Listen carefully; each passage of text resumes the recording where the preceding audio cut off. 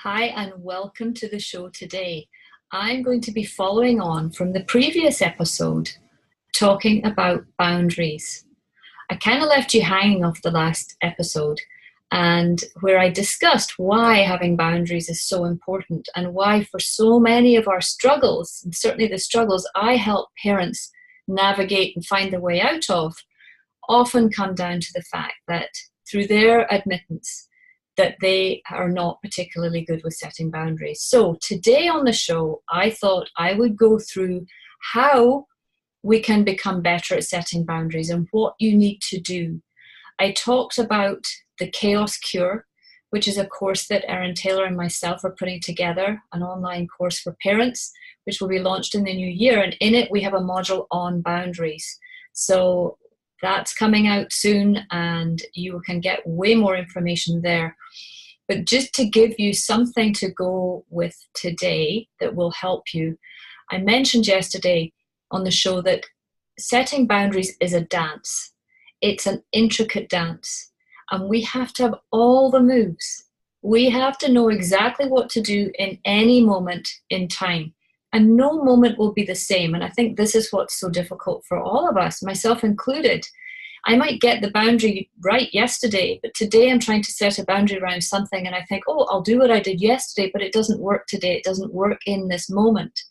And that's because we think that we can just have a recipe treatment for setting boundaries. And in doing that, we overlook what's happening in the moment. So being really attuned to your child in the moment, being really attuned to yourself in the moment, that's the first place to start. And dancing, it's a dance between, we have to be consistent, but yet we have to be flexible. And those two sound like opposites, but they're not. But sometimes we have to be firm, and other times we need to be let go a little bit. It's a dance between being assertive and being a pushover. And so often we kick into our default modes, which will either be super assertive and military or like a jellyfish and a pushover. We're just too soft and we give in. And we do this because we worry what our child will think of us. Many mums worry that if they set a boundary that their child doesn't like, that their child won't like them, or worse still, they'll hate them. Other mums there's fewer mums that are like this. Most men are like this, and I'm not trying to separate anyone out, but men find it easier to set boundaries. They are more assertive. They are more get to the point. And so in that situation, when mums are assertive and to the point, they worry that that their child will hate us as well. So we get caught between that and caught between what goes on in our heads, and we end up being neither of anything. We start out firm maybe and then end up giving in, or we say yes to something and then we start trying to say no and backtrack. We get ourselves into all sorts of pickles. So it really is a bit of a push-pull. It's a give and take in the moment. Do I have to give a bit? Do I have to rein in a bit? Do I have to reel out a bit? Do I have to tighten up here? And being able to do that is what will help you set the boundary and hold the limit. The key thing in it, which I mentioned earlier, was watching your reactivity.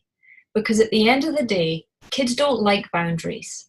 They don't like to be, for want of a better word, controlled. But there are some things we have to control.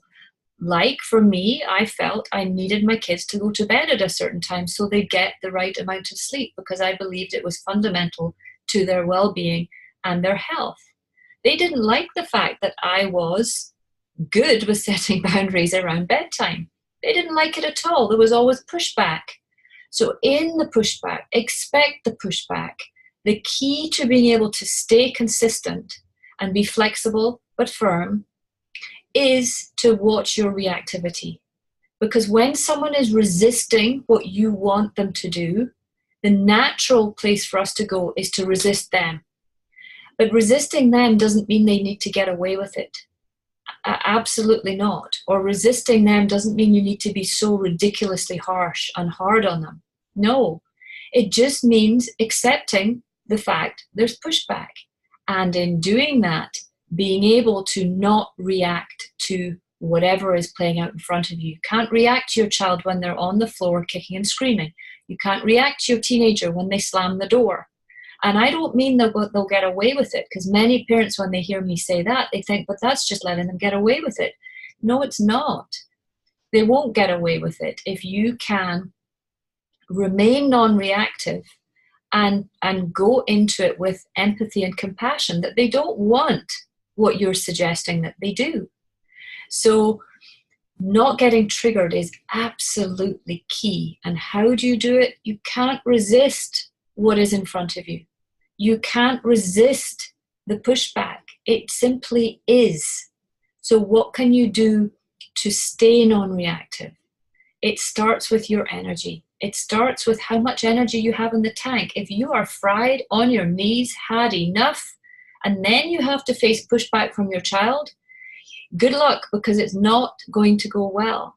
And the witching hour, bedtime, is often a time of a lot of confrontation, because we're tired, the child's tired, we know they need to go to bed, they don't want to go to bed, and we're all reacting to everything. So how do you stay calm in the moment? How do you have enough in your tank to deal with the pushback, the inevitable pushback? It's normal. So being able to stay non-reactive really does depend on how you mind your mind. So where's your mind going when the kids are going AWOL? What are you thinking? What's your fear? So that's where it all ties into meditation. Why meditation is so huge, because it can help you mind your mind. So when you start going down the, oh my God, there they go again, they're such brats, I hate this, I have no time for this, react. If you can't stop that mental chatter and mental chaos and get out of it into the moment and meet the moment with no reactivity and be neutral in the moment and help your child understand they have to go to bed, and you can do it with empathy and compassion, you'll be able to hold the limit. So what do you need in order to stay non-reactive? There's all sorts of things you need. And Erin and I cover that in the course as well. There's so much good stuff in there. The other thing that's really useful is the Parenting in the Thick of It calendar, which I produce and have created. And you can get yourself a copy of it. And the November theme page is on boundaries. There's a letter to you from me. There's a kind of dreamy section in it, as imagine how good you'll feel if you become better with setting your boundaries. There's a coaching corner with some questions to help you get started. And there's another section on some tools and tips to help you stay non-reactive and to help you expect the pushback and not resist the pushback in the moment. Lots and lots of good information there. But the key to it is being able to manage your reactivity. You might be blaming your kids. You might go, well, they're screaming and they won't brush their teeth and blah, blah, blah. But at the end of the day, if they have to get to bed, you have to deal with the screaming and deal with them not brushing their teeth in a way that's not going to fuel the fire, in a way that's not going to make it more than it needs to be. So how do you dance that dance? How do you move? How do you stay compassionate and not reactive when it's the 10th night in a row? But until you do, and you find a pattern and find a way of navigating each situation with less resistance and more acceptance of what is in the moment, which does not mean that your child will get away with it. It simply means you will be able to meet their needs. So I hope that's helped in part 2 of boundaries. Thanks for watching.